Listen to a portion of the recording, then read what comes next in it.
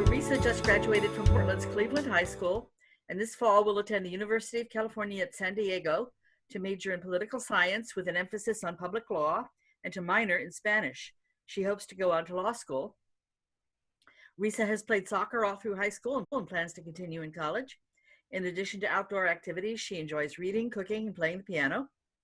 She's been active in her Unitarian Universalist youth group.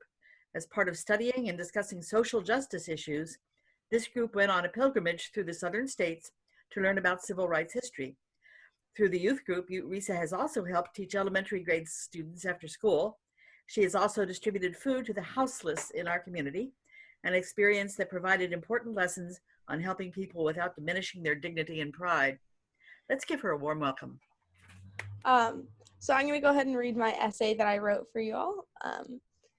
The very first phrase of the Bill of Rights, a document that defines and protects our most basic human liberties, states that, quote, Congress shall make no law respecting an establishment of religion or prohibiting the free exercise thereof. This clause is crucial in ensuring freedom for all people. Throughout history, a wide variety of denominations have been persecuted for practicing their faith. To protect this fundamental right, other legislation has also been passed, such as the Religious Freedom Restoration Act of 1993, the RFRA. However, this protection has also caused significant harm. Used as an excuse for discrimination and bigotry, the idea of freedom of religion has allowed too many to mistreat others due to gender, sexual orientation, race, ethnicity, and much more. Now, we have reached a time when the balance between these two liberties must be restored. It will not be easy, but I believe that it is possible. In the discussion of rights and freedom, it is important to recognize the true definition of freedom. In a civilized and functioning society, freedom cannot be the ability to do whatever one wants, exempt from restrictions or consequences. If this were the case, we would live in anarchy. Instead, I believe that freedom is most aptly defined as the ability to be and do however one wishes, so long as it does not impose upon the rights of others. As stated in the Freedom of Speech in Wartime by Zechariah Chaffee in the June 1919 Harvard Law Review, your right to swing your arm ends just where the other man's nose begins. This is an important concept to remember in the discussion of religious freedom.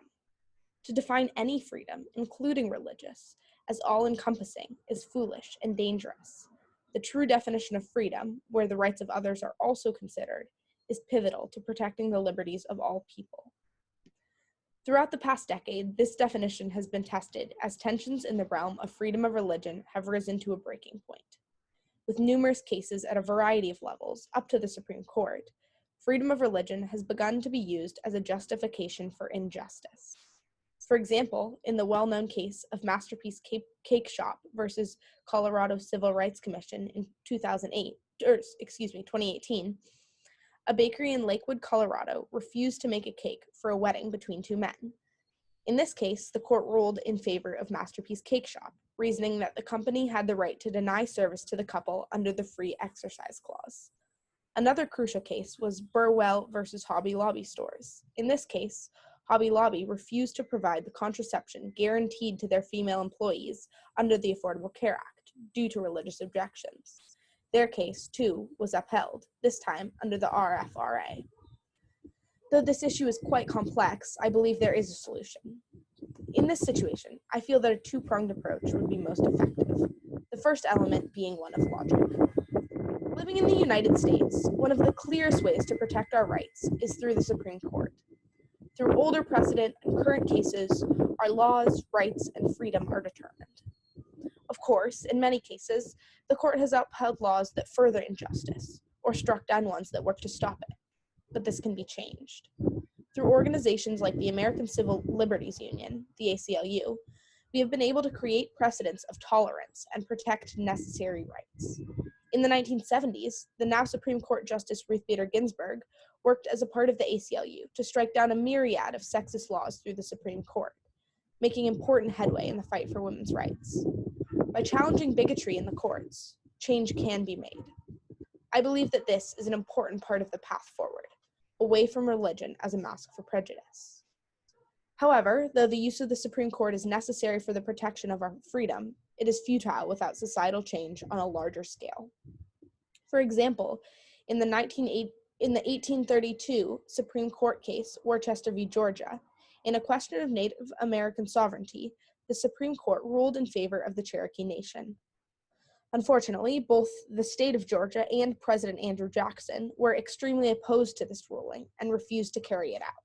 So no change came from what should have been an enormous step in guaranteeing freedom for Native nations. As a society, in order to effect change, we must become more understanding and empathetic. In listening to others' opinions and ideas, even if they do not match our own, we can begin to create change by starting to understand another's point of view. Additionally, and perhaps the most important, is the necessity to employ the idea of the inherent dignity and worth of every human being. Through recognizing that each person deserves to live and be treated with the basic rights of respect and acceptance, positive change begins. Freedom of religion and its infringement on other rights is not an isolated issue. Far from it. Rather, it sets a precedent for a whole realm of other concerns. This problem of the expansivity of freedom of religion comes down to something much more basic: how one treats others who are different from themselves. Differences in fundamental beliefs, such as how much one weighs the values of others' rights, complicate the issue, but at its core, this debate questions whether one believes that every human, not just one group or another, deserves to live freely. For the answer to this question to be a resounding yes from every person asked, there is still a significant amount of work to accomplish. This work will be difficult, but if we approach these issues using critical thinking, compassion, and the belief that every person matters, it can be done. We can create positive change and ensure that freedom is exercised in the right way so that no one is left out. Thank you. Lisa, that was lovely, and I can't believe came from such a young woman. I'm really impressed. Really was struck. Gave me a lot to think about. Those laws, are you thinking about law as a future career, possibly? Yes, definitely. I think I'd like to become a civil rights lawyer. Oh, wonderful. Where? Do you think that term limits for Supreme Court justices would help this whole panoply of issues? I think that it might. Of course, there's the importance of stability on the Supreme Court. There has to be if it's changing super often, then that could cause some issues. But I think that term limits could help move older ideas out and bring younger ideas in. I think that's definitely really important. Yeah. Right now, voting rights are being obstructed. And it's the old crew that supports those. Not entirely, Robert. Yeah. Anyway, thank you. You're welcome. All right, I think that may be our last question. Risa, thank you so much. It's a real honor to have you as our scholarship winner, and I just wish you the best as you go forward. We need people like you. Oh, do we need people like you? Thank you so much. I really appreciate it. All right. Bye. Take care now. Bye-bye. All right. I'd like to now introduce Joyce Lackey, who will be introducing our speaker. Joyce? Our speaker today, John Patterson, is the founder of Mr. Sun Solar, a firm that has completed thousands of solar projects in the Pacific Northwest. Also the inventor of solar-reliant solar water heating system, one that has proven to be one of the most efficient and reliable systems available. John has served as president of the Oregon Solar Energy Industries Association and chair of the Citizens Utility Board. He has been instrumental in passing key renewable energy legislation on the state and federal levels in America. In 2010, Mr. Patterson released his book, Footprint: A Funny Thing Happened on the Way to Extinction, a blueprint for how the world can and must transition to a renewable energy future. Reviewers range from possibly the world's leading expert on climate change, Dr. James Hansen, who praises the book's clarity, to an unassuming commentator on Amazon who says, "At last, something that even I can understand." John has recently built a solar-powered electric bicycle. He plans to travel to all 50 states to showcase electronic transportation powered by sunshine. His website, sunride.us, demonstrates convincingly how we can use solar energy to do just about anything humans need to do. You can follow his progress through those states by reading his blog, and I'll put that address in our chat box here on the right side of the screen. So he may make his case that solar-powered electric transportation is compelling, cost-effective, and doable. I give you solar energy advocate John Patterson. Oh, thank you. That's a very nice introduction. Thank you. Well, you know, I started out in 1980 after building a home in Portland, and I installed a solar water heating system on it. I was a realtor at the time, and I was out raking leaves in November, and I heard my solar water heating system click on in the garage. And I thought, oh no, this thing is brand new and it's malfunctioning. But I went in there, and there was a temperature gauge on the line going up to the solar panels on the roof, and another one coming back down, and there was a 12-degree difference. And even though it was a cloudy, cold day, I was getting solar energy, and I don't know, an epiphany happened to me that day. And when the real estate market sort of tanked, and because of high interest rates in the 1980s, I went to the solar company and said, hey, you know, can I sell for you? I really believe in this product. And they hired me, and the more I learned about it, the more I immersed myself in the solar industry, and I started my own business soon thereafter. Then in about 1992, I did my first photovoltaic system, and that was on a house that I built down in the Johns Landing area. And I built the house 100% with solar energy. I took a whole year off of my life and built a house, which is something I always wanted to do, just do the whole thing myself. And one day the power went out in the whole neighborhood, but I was, you know, running my system off of batteries and the solar panels and an inverter. And I just kept working. I didn't even know the power had gone off. And a lady came over and said, how do you have power when the whole rest of the neighborhood doesn't? And I said, well, I have energy from the sun I'm using. And it just didn't compute. 1992, that was a fairly long time ago. She just didn't comprehend how I could have power. It's like I was cheating or something.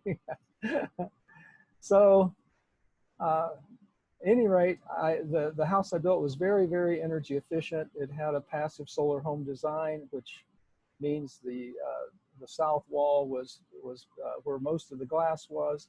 It allowed the sunshine in the wintertime to come in and charge up the floor, which was concrete, and then, you know, on any sunny day, I was able to heat the house without using any conventional heating. So that was a real eye-opener for me. And just as I've progressed along, I've seen more and more that humans can do just about anything we need to do with solar energy. And so the book that I wrote in 2010, Footprint, it was a call to the individual to make choices that would result in a lower carbon footprint. And I gave like 40 examples of things you can do that don't cost any money. Just, you know, when you get in the car, instead of starting the engine first thing, put your seatbelt on first thing, adjust the mirrors next, make sure everybody's ready to go. Then the very last thing you do is turn on the engine. And I taught in the community college and at PCC and also Clackamas Community College. And one of my big goals in teaching was just to make my students energy aware, because students are poor. They don't have money. I certainly didn't have any money when I was a student. And one of my students called me a year after the class, and he says, you know, I didn't do anything. I didn't buy any solar panels. I didn't do any of the things that you told us we could do to use solar energy, but I am more energy aware, and just every day, my day-to-day decisions, I put energy as a priority, and as a result, our energy bills have gone down noticeably. And he was sort of surprised that just being aware of of the energy that he uses made such a difference. But that is really the case, and you know, we've been conditioned in this country to think of energy as just something that you know needs to be cheap. We don't much care where it comes from, or how it gets to us, or what it consists of, or what its carbon components are. Most people are what I would call energy oblivious. And so the idea of the book was to bring people from energy oblivion to energy awareness. And I would tell my students that we would calculate each person's carbon footprint. That was a homework assignment. And I told them how to do that, how to look at your electric bill, how to figure out how many miles you drive, how many miles per gallon your car gets, how many gallons of gasoline you use in a year, and calculate your carbon footprint. And they would come in and they would be all over the place. Some people had, you know, 10 tons of carbon just for their personal lives. And some people would have 5, which is kind of common for Americans. And I said, your goal is to make your carbon footprint smaller every year for the rest of your life. That's your assignment. And I think a great many of them have done that. And I don't know how many copies my book has read. There's a lot of people that circulate the book, and it gets read, you know, more than once. And it's also available on Kindle and that sort of thing. But you know, even if people don't have money to buy what is generally regarded as fairly expensive capital costs for solar equipment, they can do so much more just for very little money or no money at all. So the latest thing I have ventured out on is the whole idea of electric transportation, and for renewable energy to be providing the electricity for electric transportation.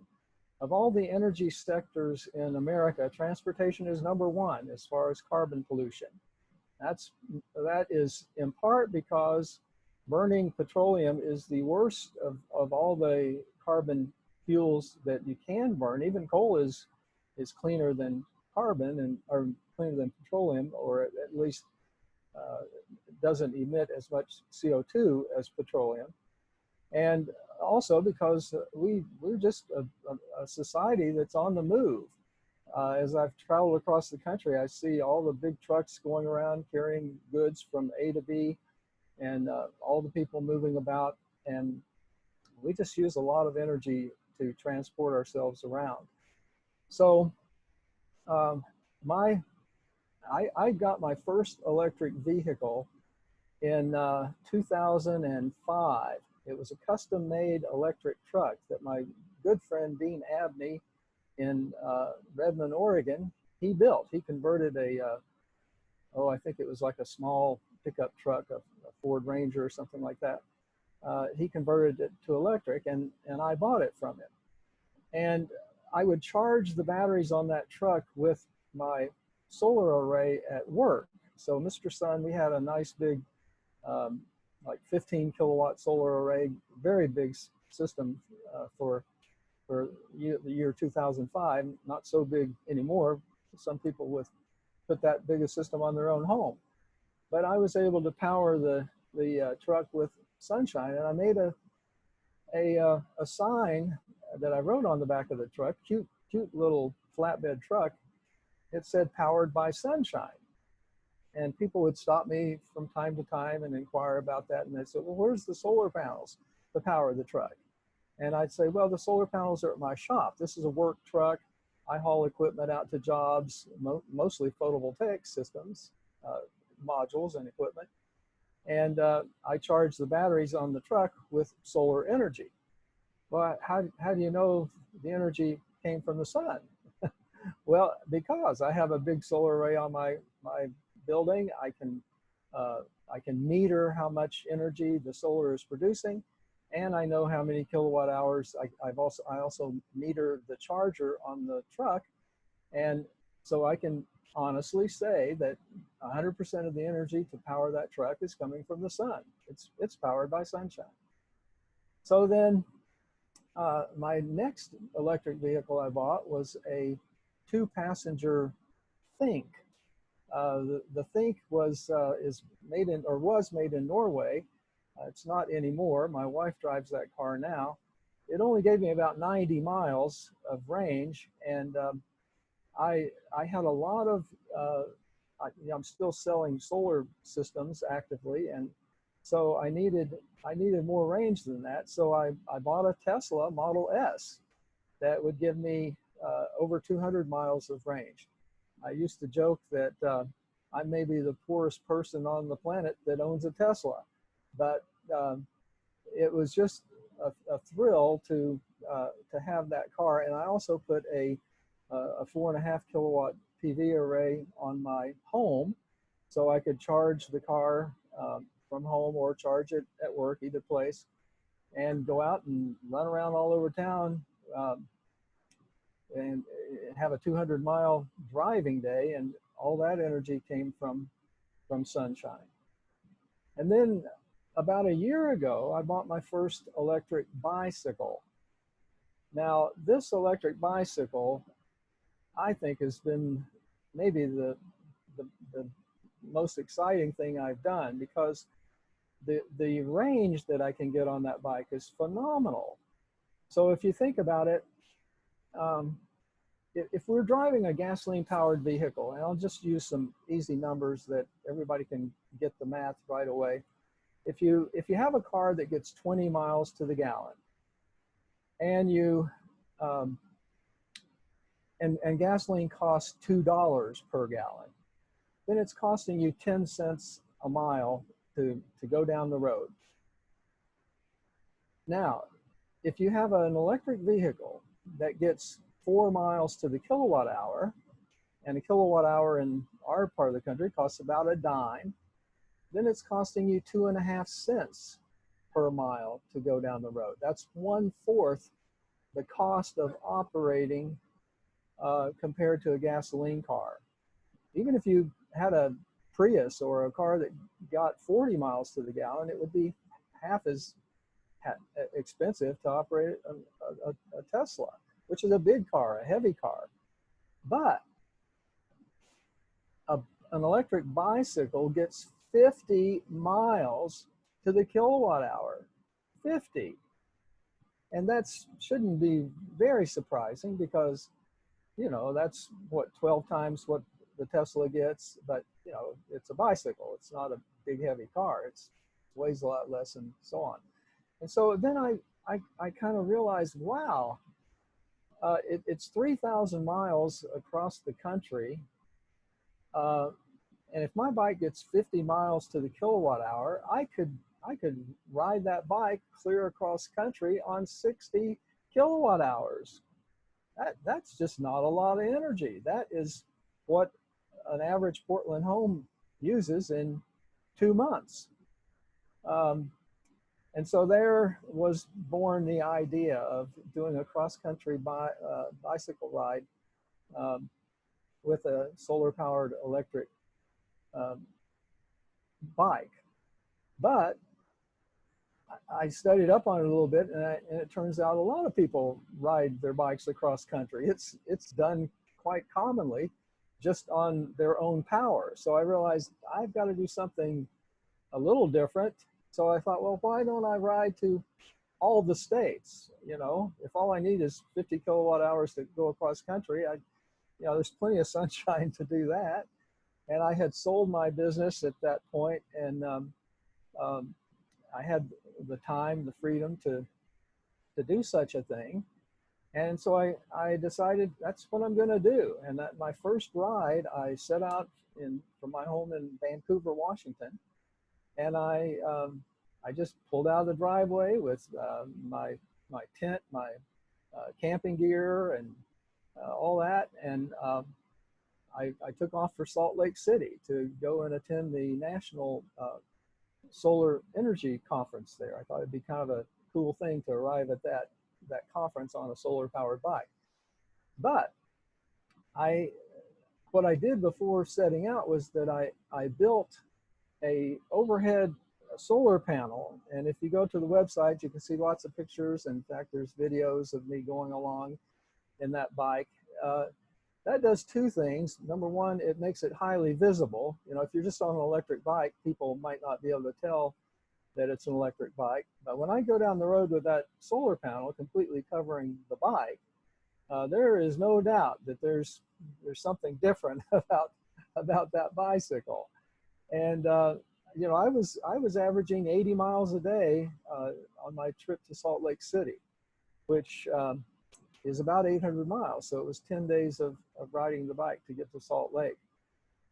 Then I put the bike in a U-Haul and I came back home and, you know, started thinking, well, how am I going to do the rest of the states? Then I got a call from a customer in California whose house had burned down in that terrible fire that swept through Paradise, California a couple years ago.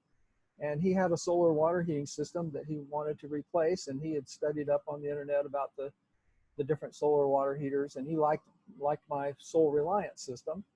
And he said, will you bring that system down and help me install it? And I said, yeah, I'll be happy to do that. And the idea came to my mind, well, why don't I load up my solar bike and take that down there, and after I'm finished doing the install, I can do a bike ride around Lake Tahoe. That is supposed to be one of the most beautiful biking trips in the country. And by so doing, I would have biked in both California and Nevada. And so that was fun. And but then afterwards, I loaded the bike back up on the truck, and I went down to Las Vegas, and I rode the bike over to Hoover Dam and crossed over the top of Hoover Dam into Arizona. So by the time I got back home from that trip, I had all of the states west of the Rockies that I had biked into or through. So now the question was, how in the world am I going to you know, what's the next ride? So I got a map of the United States, and I noticed that east of the Rockies, the states kind of line up. If I started a ride in eastern Montana and just zigzagged over to North Dakota and down to South Dakota and over to Wyoming, and, you know, more or less went south, but zigzagging through, it was about 1,000-mile ride that would end me up in Texas. And when all those states got checked off, geographically, it's over half of the land area of the continental United States. Only 16 actual states, because these are all great big states. But I was about ready to rent a U-Haul. I had one reserved, and I was going to head off to eastern Montana and do that trip. And my wife says, you know, I kind of am nervous about you doing that, because here we've got the coronavirus going. You're going to have to stay in hotels when you're not camping. You're going to be eating in restaurants all the time. Why don't I come along in our travel trailer? We have a small travel trailer. I'll come along. That way you'll have a place to stay every night. You'll have food. You can shower. And you'll be safe, because we can be relatively isolated within the trailer. And she told me that 3 days before I was ready to leave. And I was thinking, that's a great idea, you know, I accept. And so off we went in the trailer to eastern Montana. We went to Theodore Roosevelt Park in North Dakota, which I didn't even know there was a Theodore Roosevelt Park, but he had visited that part of the country. And, you know, he was an amazing environmentalist. And, you know, of course, they're doing a lot of fracking in North Dakota now, and that kind of thing. So anyway, I'm riding my bike around in North Dakota and in Montana. One guy in Montana, uh, I was actually under shelter because it started raining hard on me. And he says, "What is that?" And I said, "It's a solar powered electric bike." And he goes, "What will they think of next?"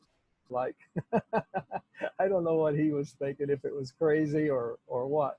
But most people really like the bike. But anyway, it turns out that my bike, my wife was so wise to insist that we do that trip that way, because there was two or three big problems that happened going through the Great Plains states.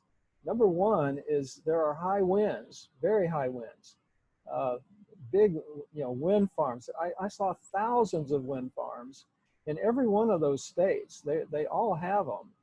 When you're trying to ride a bike through those that has a solar panel on the top of it, it's a little bit iffy. I managed just fine, but if you have a headwind, it's brutal. You're using twice as much battery and all that kind of thing.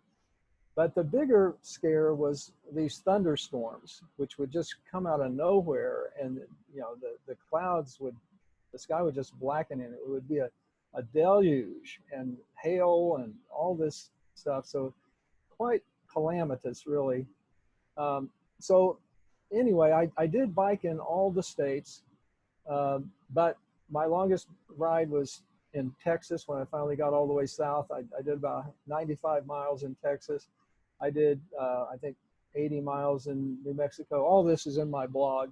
But there were some states that I did just very few miles. So of the 1,000 miles from North Dakota down to Texas, I only actually rode my bike 300 miles, which was, I could still make the claim that I rode to all those states.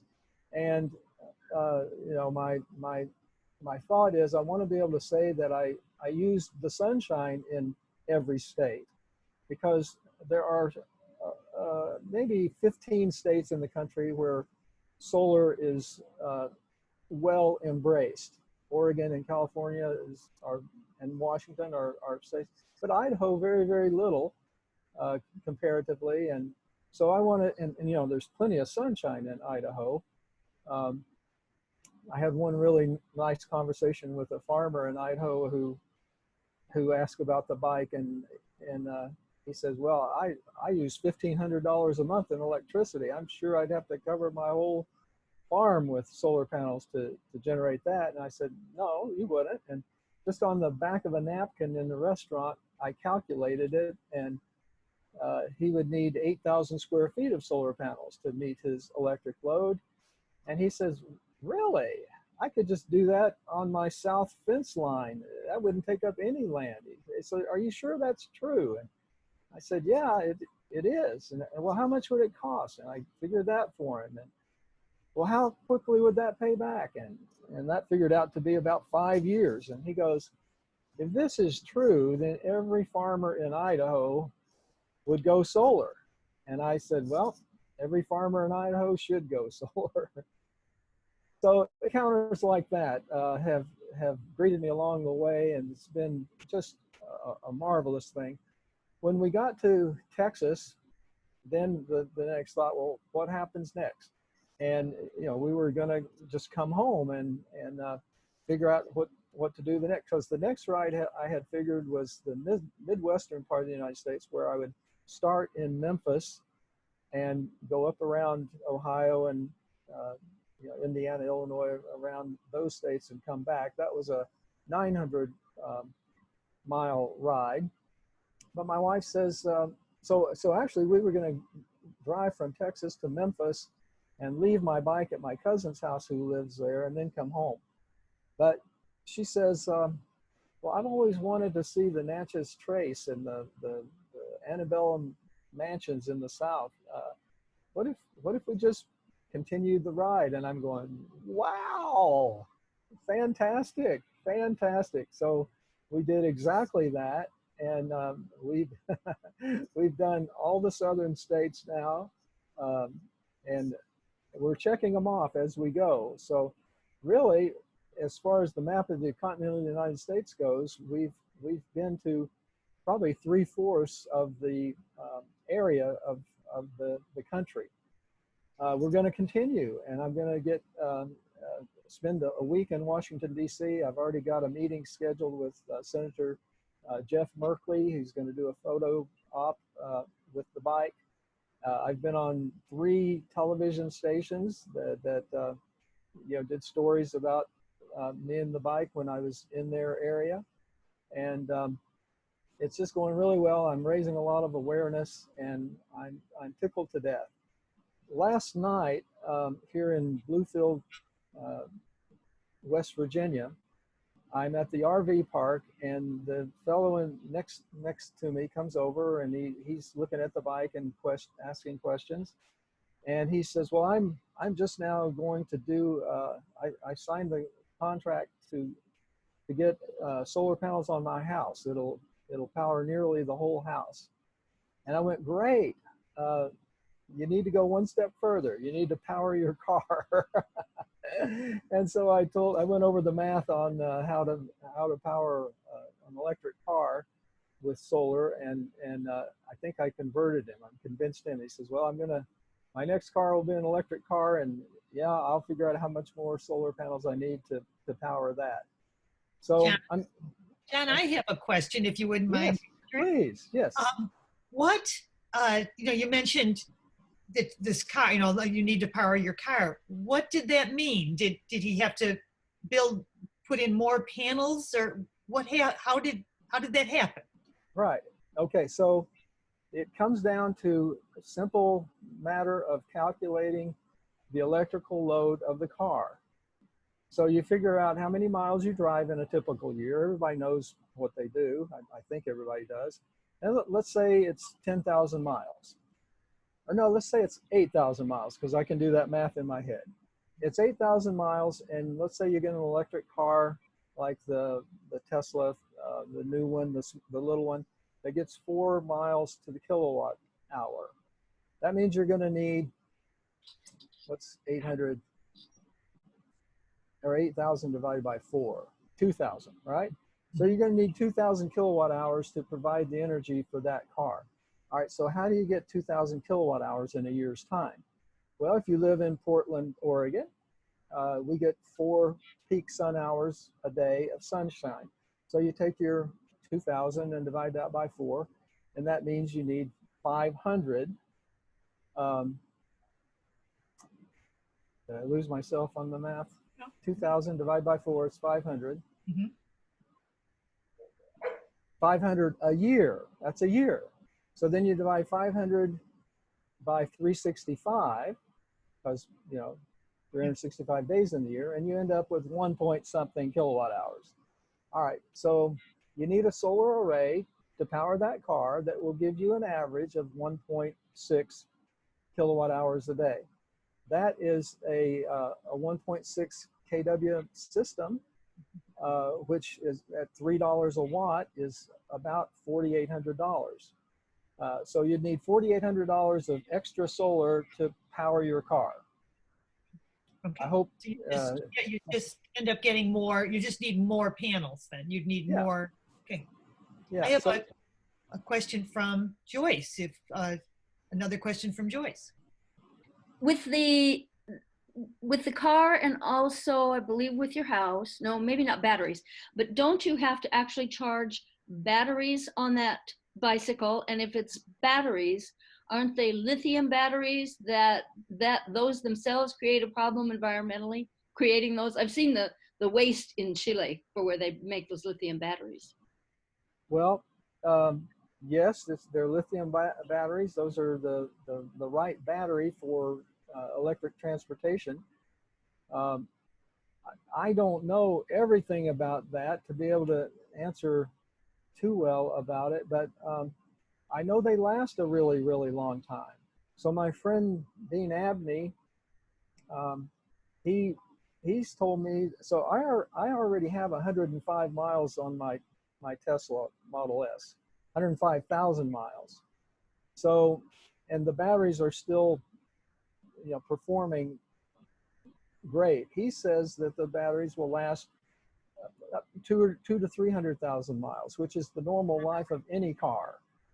So now I did do I get the question a lot, how about photovoltaic modules? How much energy does it take to make a module, and the components that are in the module? I can answer that one intelligently, because the embedded energy to make a photovoltaic module is basically about 1 year of the energy that it provides.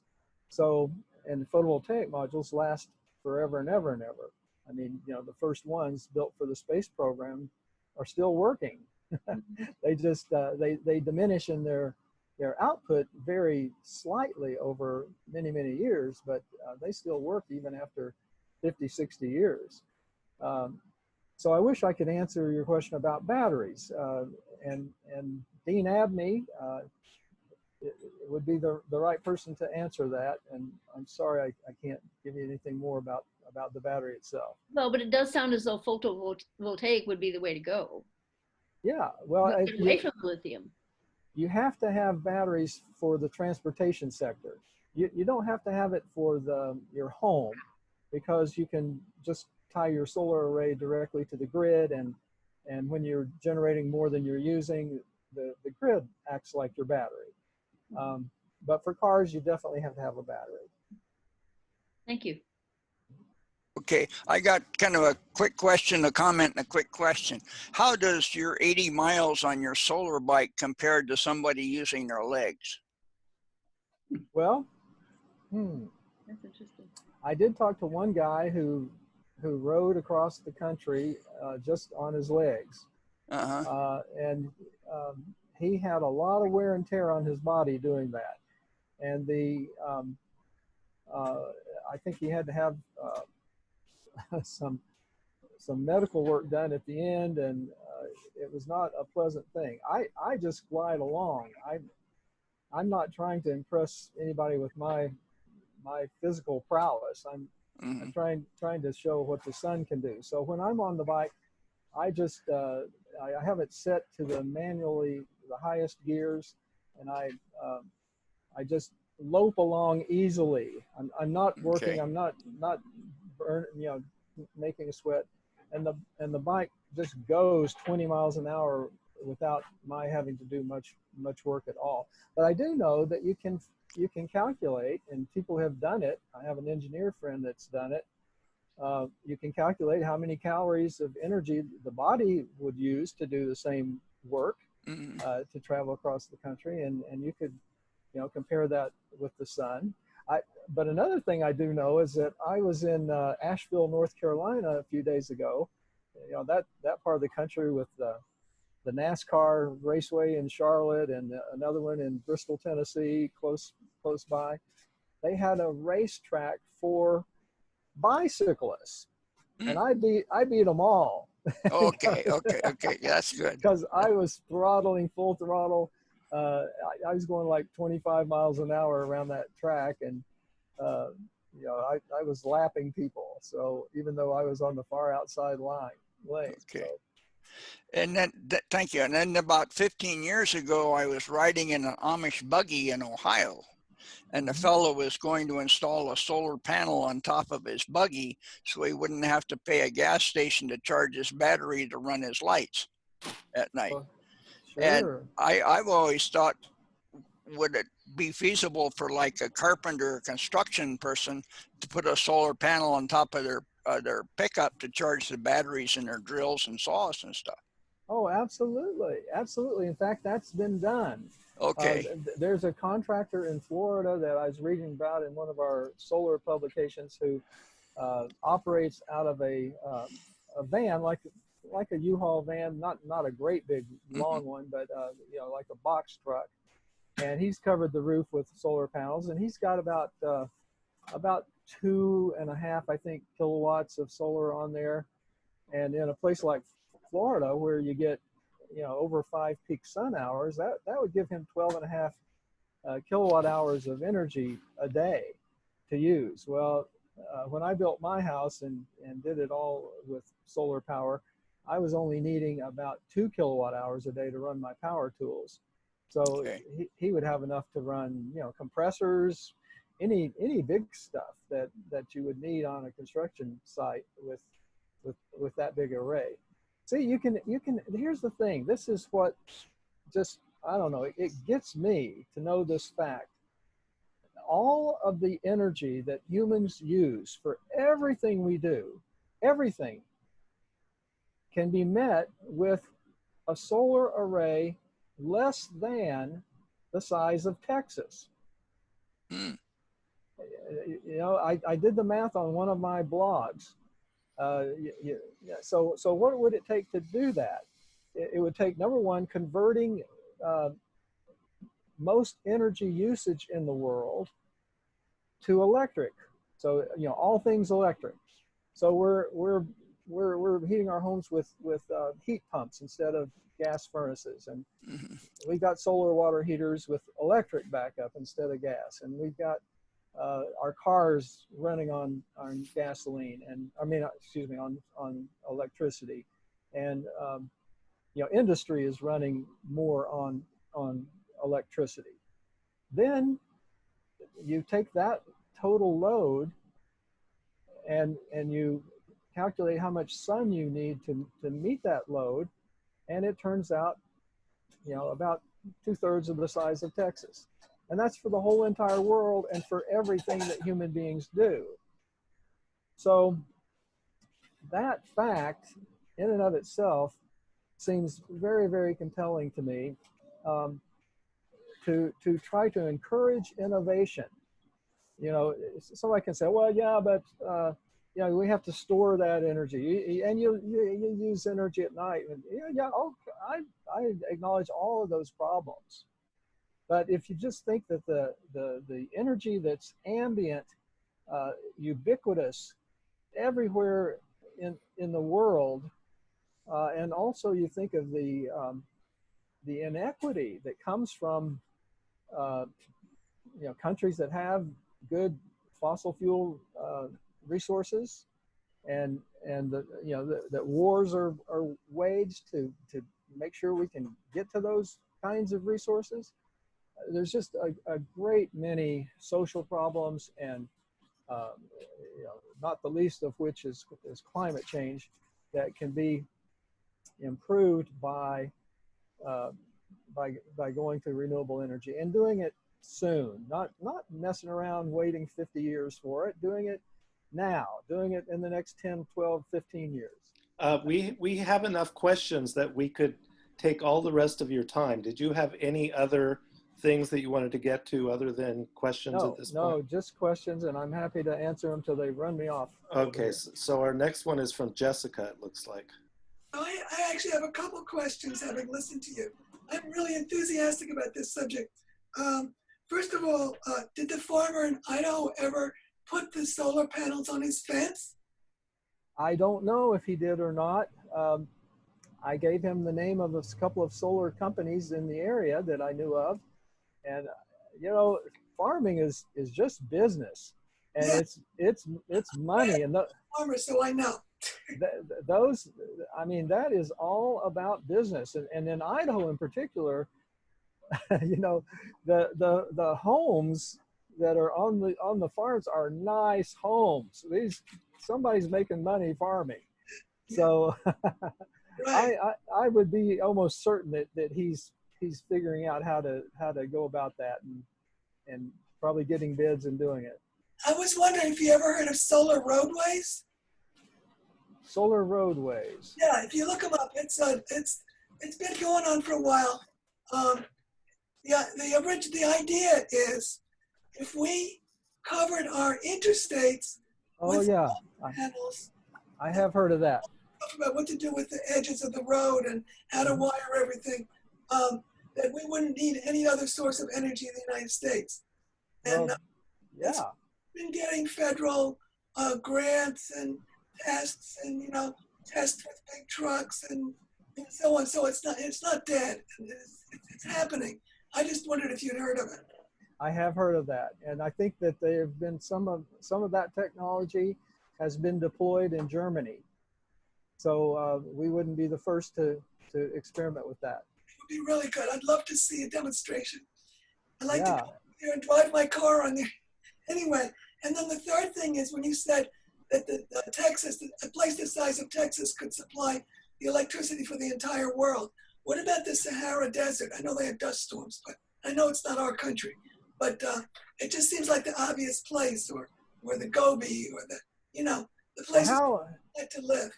so I use Texas for just, a simple illustration. And everybody knows it's sunny in Texas and that kind of thing. But how that will happen is on a distributed basis. So if you, it would be, you would never want to cover Texas in solar panels, number one. Texas wouldn't want that. But if you just, have buildings that roofs are sitting there unused, commercial buildings, okay, Tesla's Gigafactory in Reno. I rode my bike right up to that, but that was right when the coronavirus was stopping, or was starting, and they didn't let me inside. But the roof of that building is covered with solar panels, and it supplies 100% of the energy that they use in that building. So what you'll have is solar farms in various places in the world. The Sahara Desert, there's already plans in Europe to have ultra high voltage power lines, 1 million volts AC, 750,000 volts DC, that bring solar energy from the Sahara countries over into Europe. China is doing that. If you've heard of the Belt and Road initiatives, China gets a lot of sun in the western part of the country. The population is in the east, but they're transmitting this renewable energy from those sunny places into the populated areas. So the whole world will be covered with solar panels, enough that would equal the size of the state of Texas at some point, and the whole world will be will be powered by renewable energy. It just needs to happen sooner than later. There's an urgency to it, and that's kind of the bottom line of my book.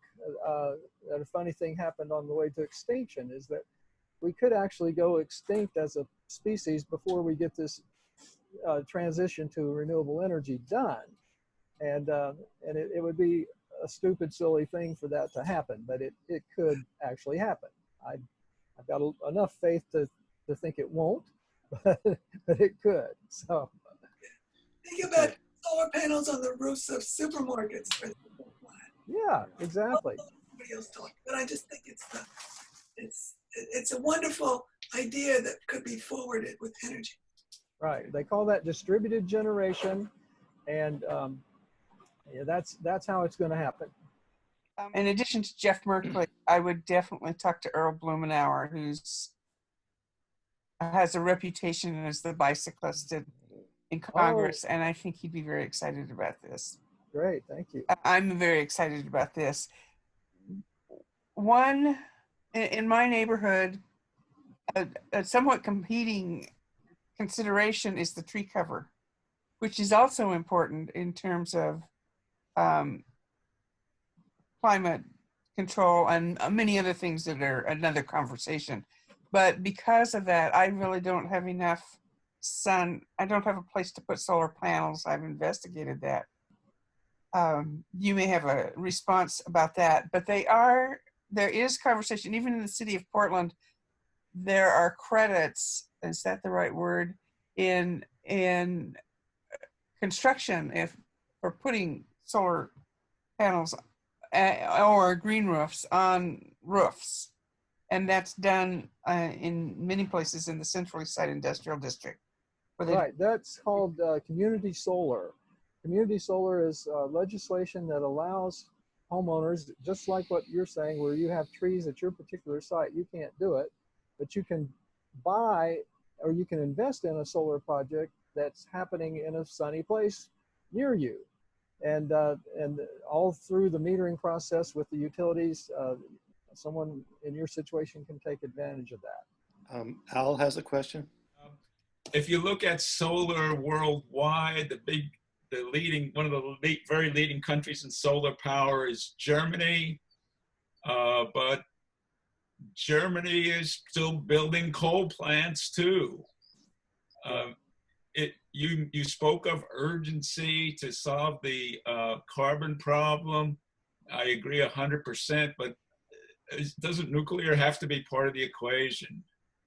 If Germany has spent all this tremendous amount of money on solar and they're building coal plants because they've shut down their nuclear program, isn't it a good idea to maybe think about starting that up again? Well, Yeah. my thought on that, and it's, just purely subjective, I've always been leery of nuclear energy. I just don't like the waste problem with it, even though France has been using it for years and years and doesn't seem to be a problem for them. I'm just always kind of leery. But, 3 gigawatts of installed solar equals the amount of energy of a nuclear plant. So it's like in the world last year, I think there were like 60 gigawatts of solar installed worldwide. That would be the same energy that would be produced by 20 nuclear plants. I still go to to solar ahead of nuclear, but I will say I prefer nuclear to coal. I go to a lot of international conferences. The Germans are always there in droves. It's amazing to see what they're doing in the whole energy area, and they've got a chancellor who's a physicist. I wish we had one of those. And Germany is one of the few countries in the world that has reduced their carbon footprint as a country. They're technologically the equivalent of the United States, of course, and yet the per capita carbon footprint of Germans is 1/2 of what Americans is. And so America has, we were going like this for a long, long time, and we've kind of flatlined. We're actually not going up anymore, but Germany is actually going down. And of course, there's a lot of things that happen in, you just have to have the energy one way or another. I just hope that that Germany doesn't do much with coal. Okay. Next question is from Renga. I think that the just decentralized solar power alone cannot solve the total problems. What we need would be both decentralized one as well as the central ones, and also we may have to integrate both solar and wind power because they are quite complementary. So what's happening in that front? I completely agree with you about the complementary nature of wind and solar. And the wind mostly blows at night, which is when we need to be charging our electric vehicles. So I think there's a marvelous marriage between wind and solar. And I want to see wind farms continue and solar farms continue. And those two technologies together can really, really do a lot to meet the goal of 100% renewables. I have one more question, which is a little away from this topic. What are the prospects for, say, desalination, both at the small scale and a large scale, using solar power, especially for disasters, earthquakes, tsunamis, and things like that? Yeah. Seawater or brackish water, it's a need. What is the status and what are the prospects? See, now you're thinking like an innovator, because I was in Chile at a conference 2 or 3 years ago, and they have, that country has a big coastline, and you come in a very short distance and it goes way high up to a flat area. And I had the idea, I talked to some people there about, what if we just pumped the water from the ocean up into lakes that are created up on top. You use the sun's energy to power the pumps, and then you let the water flow down out of the lake into hydro kind of generation equipment at the bottom that would provide power at night or anytime you want it. And so all of that is there for, I mean, I figured that the coast of Chile could power all of South America with that one technology. But as far as I got with it was, what does salt water do with pumps? And it turns out that that's a problem that nobody that I've talked to since, and I've been to a lot of places asking that question, nobody's solved that problem. But if that problem were solved, then boom, there's an opportunity right there, and you have the cheapest form of storing electricity in a dam, essentially, or in a hydro storage system. So I like the idea of desalinating water.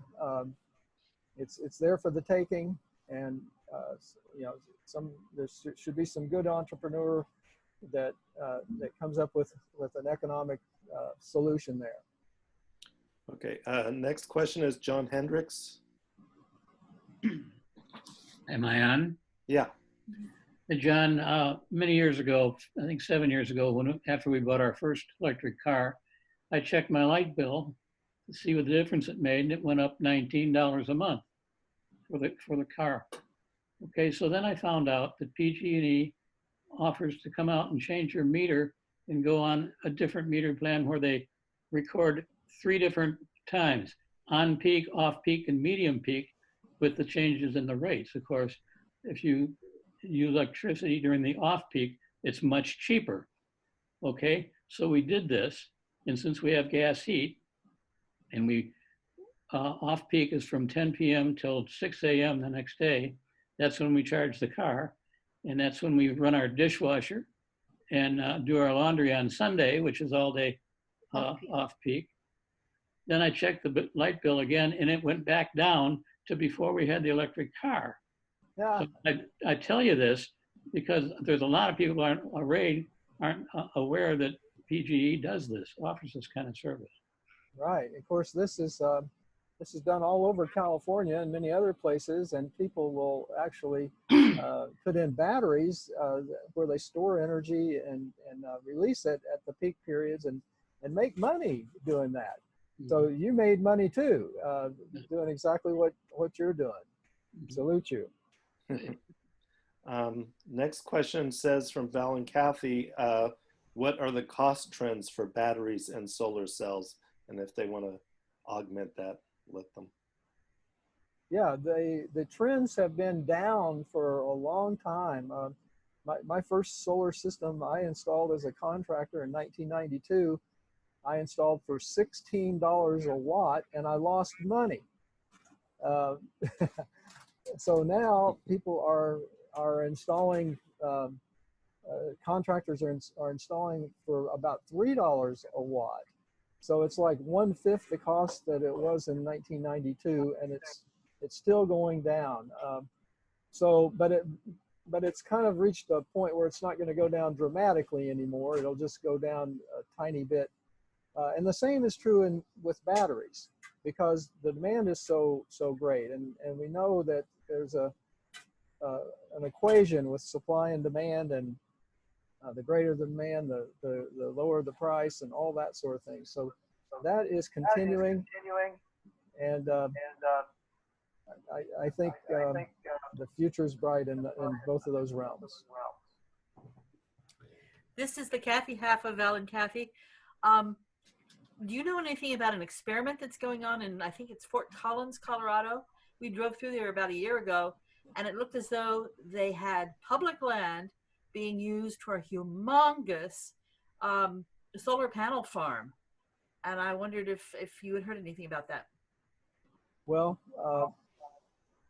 not that one in particular, but there are lots of solar farms appearing around the country and in different places, and when you get into large scale installations, you can get those prices down to more like $2 a watt. And in fact, I heard of a project in India where it was done for $1 a watt. which I can't even believe that, but you know, the bigger the scale, the lower the cost, and you know, there's economies there. Kathy, I muted you again because your system is causing lots of echo in this system. So I'll go back to Nancy Pappas has a question, and I'll read it first. Do you have a photo of your bicycle with the solar array? How much does it weigh? Are there batteries to store excess energy? Do you have to ride only in the sunshine? Okay, so yeah, the bike, I have two bikes. One has the solar panel, the other doesn't. I have 3 batteries in total. So the battery by itself one battery will get me about 30 miles. I always charge the batteries with sunshine. So on our, you know, when I'm home, my batteries charge off of my rooftop solar array. And when I'm on the road, it charges from the bicycle, which is a 200-watt solar panel on top of the bicycle.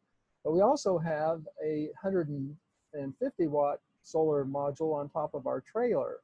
So whenever I dissipate the energy, I always make sure it comes from one of my 2 solar charging modules. Now, as far as how far I can go, the bicycle with the rooftop solar array, that will allow me to travel all day long, because basically the bike is being operated on one battery, and then another battery is being charged. So as I use the energy in the battery that's powering the bicycle, when it goes down, I just swap batteries. I put it on the charger, the solar panel immediately jumps on that one, charges it, and now I've got a nice full battery to start again. So my longest ride so far has been 105 miles. I went from Anniston, Alabama to Atlanta on an old converted railroad way that they've made into a bike trail. And even though a lot of that trail was treed and you know, dappled sunshine coming onto the rooftop solar panel on the bike, I was still able to get across. I calculated this all ahead of time. I did not want to get stranded in the middle of nowhere out of power and have to do it manually, because that bike does weigh more. So I started out with a Rad Power Wagon, which is made by the Rad Bicycle Company in Seattle. It's a good sturdy bike, will handle 300 pounds worth of human beings and cargo and such. And my solar array, I had my solar panels for that bike specially made. I bought the cells from Hong Kong, and I matted them on a plastic substrate, and I used a thin wall aluminum frame around it. So most photovoltaic modules have glass on the top, and the glass is heavy. But I didn't want the bike to be top heavy, and I didn't want the weight up there, you know, to be adding to the weight of the bike. And then I used thin wall aluminum for the supports to hold it up there, and it's just high enough that I'm riding in the shade all day long. So it's very pleasurable. You feel like you could just go on and on and on. It's not tiring at all. So did I answer everything that you asked there? So, you have a picture. There is there is a good picture on the website, I see. Yeah, and I just posted so if you go to sunride.us, I just posted a blog called Parnelli Patterson, and that's when I'm racing. It's a video, and the camera is up above, so you can actually see the solar panel from looking down from up high, and you can see exactly what's going on, and see how fast I'm going, lapping all those other bikers. That was too fun. I think I'm going to have to. And John, this has been just really lovely. Thank you so much. Learned a lot. I'm going to get on your website and see that bicycle. And I'm tempted to get one for myself. It sounds like really good. So thank You'll you. love it. You feel like Superman on that bike because you've got a throttle like a motorcycle. You're pedaling because I'd rather pedal than just sit there. Right. And I am adding a little bit of energy by pedaling. Sure. But you're with hardly any effort, you're just flying down the road, and it's so fun. It just really is. Okay. Well, wear a helmet. I always do. Always do. Very good. And I know you've got to move. You've got to move. So you're Yeah, going to we got to go here. So yeah. Thank you so much for having me. Thank you. We really enjoyed your presentation. Thank you. You're welcome. Thank you so much.